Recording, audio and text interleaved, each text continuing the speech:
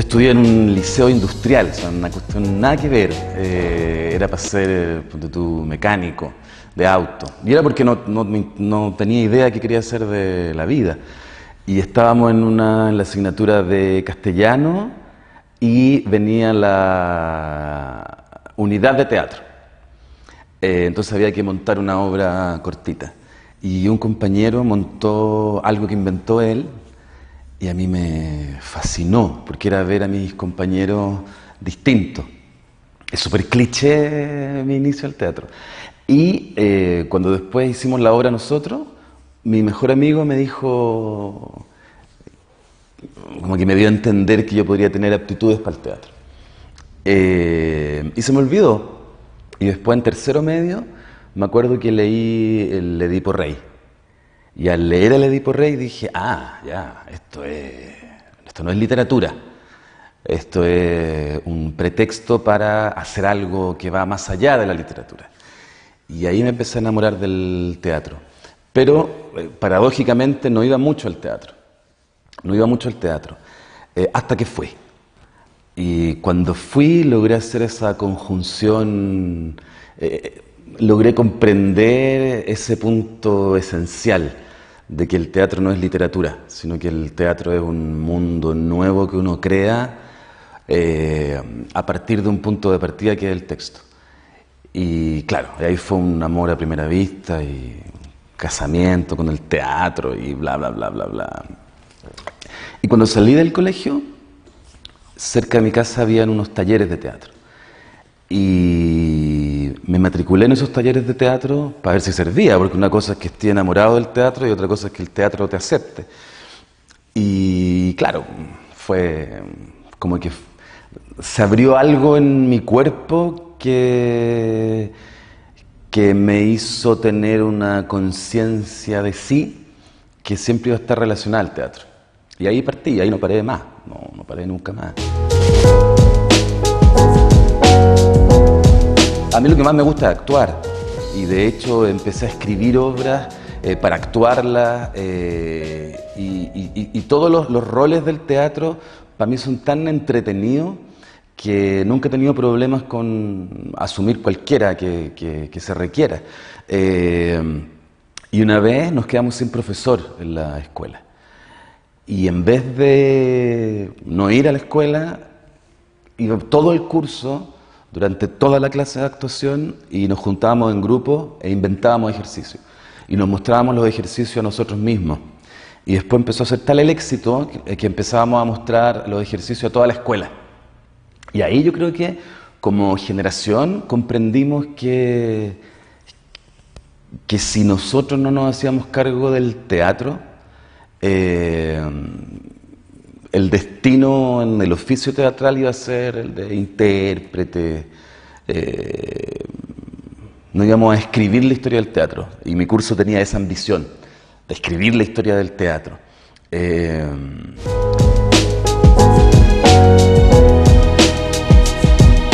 ese tiempo, cuando nosotros armamos la compañía, estaba de moda armar compañías de teatro. Habían 100 compañías de teatro. Al día de hoy no queda ninguna. Y nosotros empezamos un trabajo súper arduo, lleno de súper esfuerzo, lleno de estudio, lleno de referentes, y con una pasión tal que, claro, pues que al día de hoy hemos montado, no sé, más de 20 obras, y prácticamente el 100% de la compañía que se ha ido agrandando también tienen roles en la docencia, ¿me entiendes? Entonces, como que quisimos armar una compañía de teatro, pero no por el hecho vanidoso de tener un grupo y ponerle un nombre, y después de tener un nombre ver qué cosa hacemos. No, fue un compromiso en serio. Y durante los primeros años nuestra idea era encontrar un lenguaje, ver qué diablos queríamos decir, cómo decirlo, y ver qué problemáticas nos resonaban de la realidad para generar proyectos. Nunca pensando en este teatro moralista, ¿cachai? El teatro donde uno da una lección o uno plantea una premisa sobre la realidad. No, nosotros siempre no nos interesa ese tipo de teatro. El teatro que educa o el teatro de terapia nunca nos ha interesado. Y últimamente tampoco nos interesa mucho el público. ¿En qué sentido? En el sentido de hacer obras para otro. Nosotros hacemos el tipo de teatro que a nosotros nos gusta, pensando en el tipo de espectador, en un tipo de espectador activo. Y que si a nosotros nos gusta lo que hacemos, va a haber personas a las que también les va a gustar lo que hacemos.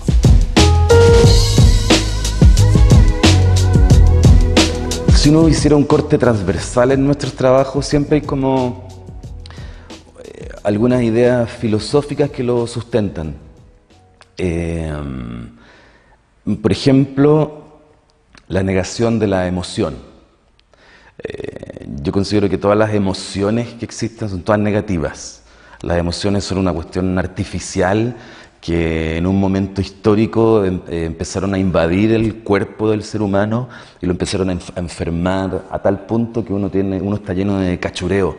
La emoción es artificial.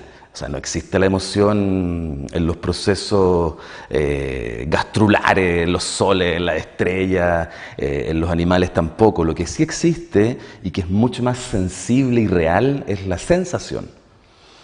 La sensación está ligada al instinto. Entonces, en términos teatrales, hay una colaboración directa entre cuerpo y sensación. Y eso despierta todo un mundo sensible, no emotivo.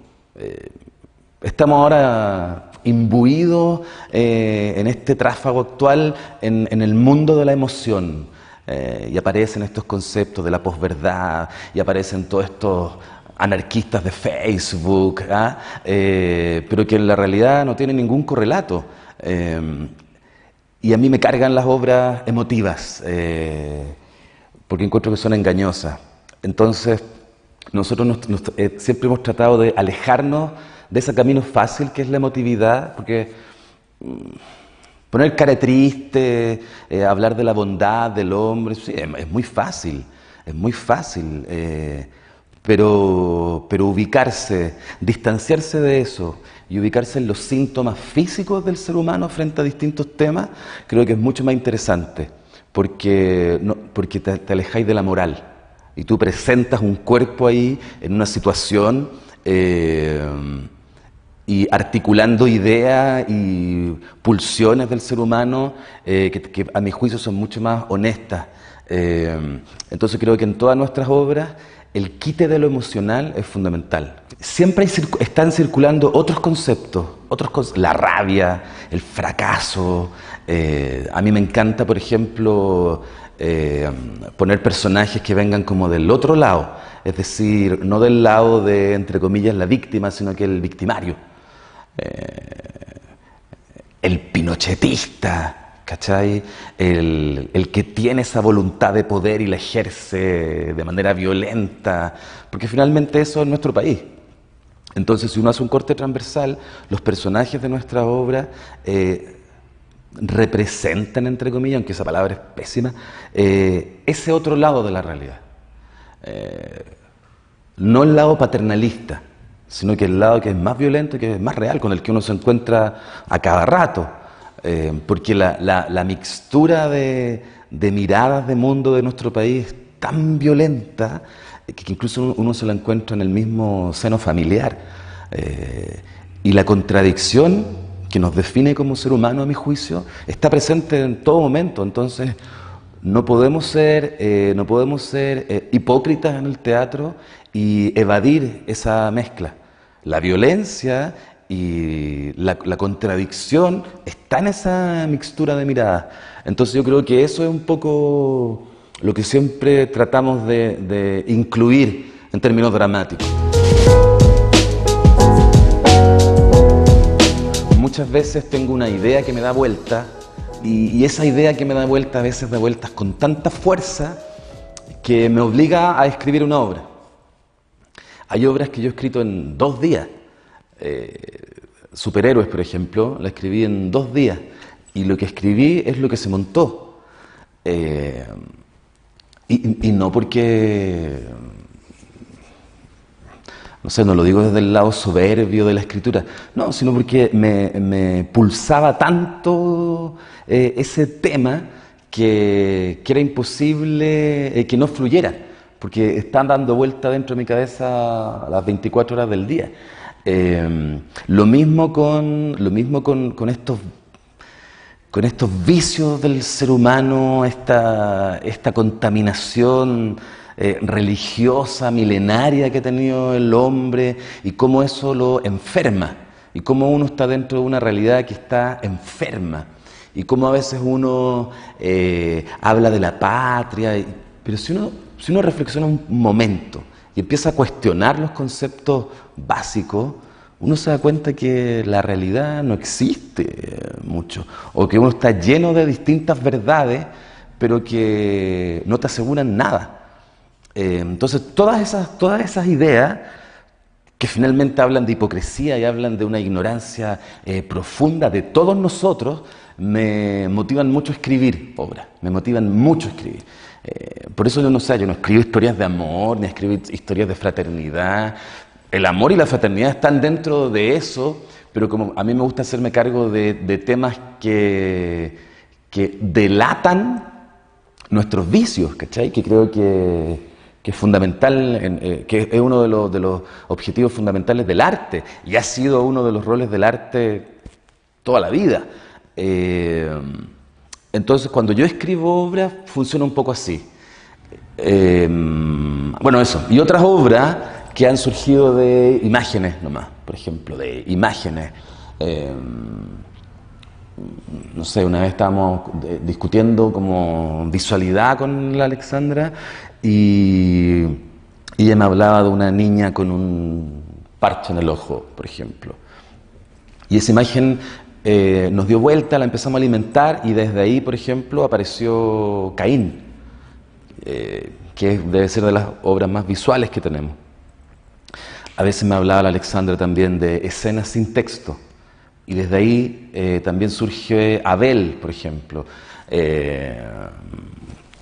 y cosas así. Hay obras que las hemos empezado a ensayar sin tener idea, sin tener la menor idea de para dónde van, y en el proceso creativo nos vamos alineando. ¿Por qué? Porque le exigimos a todas las personas del elenco, incluyendo los diseñadores, que estén concentrándose hacia ese mismo objetivo, que al principio no tenemos idea cuál es, pero sabemos que hay que estrenarlo en 5 meses más y desde ahí tiene que aparecer una obra.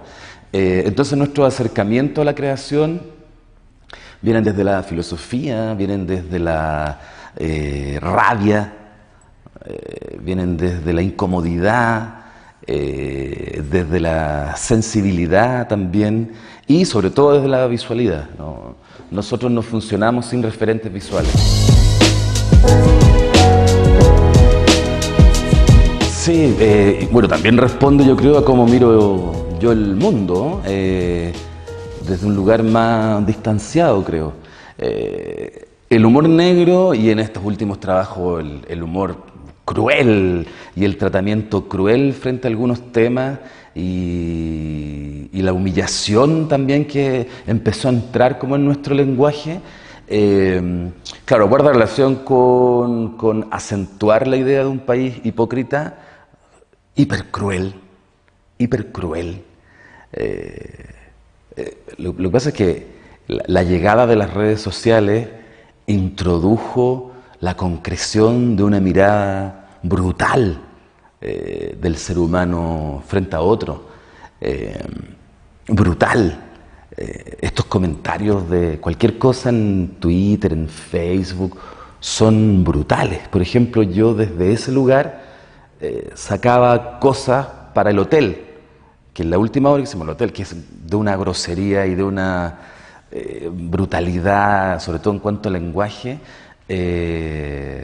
Claro, o sea, yo lo saco desde lo que estoy percibiendo de la realidad, ¿me comprende? La relación entre seres humanos está cada vez, a escondidas, es cada vez más brutal y enfermiza. Y a mí me gusta usar el humor negro porque, claro, porque a partir de esa entrada, de la risa o el cuerpo del espectador, claro, adquiere mayor voluntad para recibir lo que va a recibir. Y la idea es que cuando ya está abierto a ese mundo, ese cuerpo esté preparado para, nosotros empezamos a tirar los cuchillos que queremos tirar, ¿me comprende? Y creo que la recepción de eso es mucho más efectiva en el espectador. De generarle choques de conciencia, qué sé yo, o apertura a lo que está viendo. Ahora es como una necesidad, una obligación salir de la escuela y armarse un grupo creativo. Porque así funciona el teatro en nuestro país también. No es acá el teatro no funciona a partir de convocatorias de los grandes teatros, llamados de audición. No, eso es lo ínfimo. Existe y funciona a partir de compañías que se hacen cargo de todo. Y lo que creo que sucede hoy en día ya ha sucedido antes y tiene que ver con un hambre de hacer todo, de escribir, de dirigir, de la. Pero si uno lo mira de manera crítica, quizás uno podría apelar a que ese modelo de creación, de funcionamiento, podría cojear por falta de referentes, por ejemplo, y de estudio.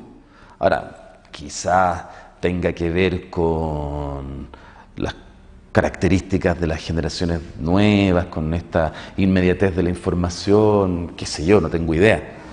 A nosotros lo que nos criticaban antes es que nosotros éramos generación televisiva versus generación de literatura de antes.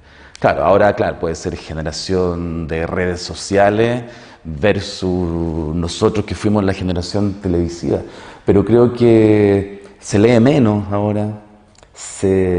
Paradojalmente se ven menos cosas. Entonces puede ser que las temáticas que se traten no los atraviesen tanto a estos creadores. Quizá está existiendo una vuelta como al espectáculo, a lo anecdótico, pero solo el tiempo dirá ¿cuántos de estos grupos van a ir conformándose realmente como un equipo de trabajo? ¿Y cuáles son los intereses que existen también creativos? ¿Cachai? Claro, yo como director de escuela, claro, uno ve eso todos los días, pero son distintas miradas de mundo también. Así como hay estudiantes que entran con todas las ganas y a fin de año se salen corriendo, hay otros que van de a poco afirmándose en el mundo teatral. Porque la gracia es que las escuelas de teatro funcionen de la misma manera en que va a ser el mundo profesional con el que los estudiantes se van a encontrar, si no sería una especie de engaño, ¿no? Pero claro, el teatro, como es una carrera, como es algo artístico, es tan ambiguo, a veces tan contradictorio, también es tan subjetivo, que depende de muchos factores. Yo lo que veo hoy en día es que hace falta otros grupos de teatro que continúen el camino. ¿Me entiendes? No porque los otros terminaron, sino que sigan reescribiendo esa historia. Y para eso, claro, pues para eso hay que encontrar de qué se va a hablar. ¿De qué se va a hablar? Para saber de qué se va a hablar, creo yo, que hay que tener un estudio profundo sobre uno mismo. Y cuál es la mirada que hay sobre la realidad antes de predicar soluciones, ¿cachai? Si predicar soluciones da lo mismo. ¿Qué es? ¿De qué se habla? El éxito del teatro es ponerte tan contento por la posibilidad que tienes de hacer teatro y sentir esa alegría infinita e indiscutible del ensayo, del buen ensayo. Eso es el éxito en el teatro. Porque uno siempre va a tener que tener trabajos paralelos al teatro, ¿me entiendes? No siempre vaya a tener seguridad de que la obra va a ser un éxito o que se vaya a llenar las butacas de la sala. Esos son otras posibilidades. Pero lo maravilloso de hacer teatro, lo realmente maravilloso de hacer teatro, es poder generar esa detención del tiempo cronológico y que se abra ese tiempo escénico, ese espacio-tiempo escénico, donde uno está saboreando teatro con tu grupo, ¿cachai? Con gente que conoces, que quieres. Eso es impagable. Y afortunadamente, claro, pues, yo casi voy a cumplir 20 años con esa posibilidad. Y es maravilloso, porque no hay nada más maravilloso que hacer teatro, a mi juicio. Porque es un proceso donde conjuncionan, no sé si existe siquiera esa palabra, ¡pah! Muchos factores. Arte, filosofía, ciencia, religión, en discusiones honestas, brutales a veces, y donde realmente utilizáis tu cuerpo. Porque el cuerpo es fundamental para el teatro, no la voz. Ese fue un engaño que duró siglos, pero que no es real, ¿cachai? No es real. Y ese teatro que tampoco es texto, sino que es la creación de mundo, ese teatro que es investigación escénica, ese teatro que es crear un mundo visual donde solo ahí va a funcionar la narración, increíble. Es la posibilidad profunda de jugar con eso, de jugar como adulto, no sé.